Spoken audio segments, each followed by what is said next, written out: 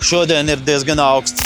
Bet šīs mazais ziķers pieleca uz pirmo. Kas tas ir? Tas ir viens no mūsu bestselleriem. 3 tonu mini kapurķiežu ekskavators. Ritīgs zels! Šīs mini ekskavators vispopulārākais ir komunāla servisos un mazos privātos objektos, jo viņš ir miniatūrs, viņam ir īsā aste un ar to var iebraukt visšaurākajās vietās. Tas aprīkots ar 15,4 kW kubotas dzinēju. Viņam ļoti ērti izvietoti visi filtri, lai ir ļoti ērti veikt viss sakopis.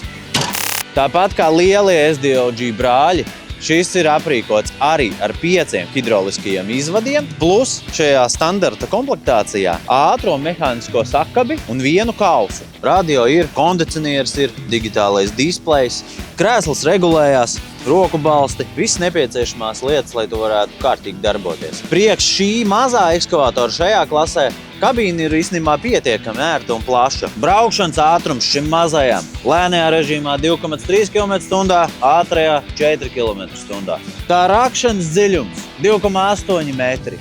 Tā sniedzamība 4,9 metri. 1 minūtes laikā var apgriezties 10 reizes ap savu asi. 31 litra degvielas bāka. Priekš šāda mazā, man liekas, tas ir ļoti ok. Tieši šādā komplektācijā šobrīd 26 000 eiro plus PVN.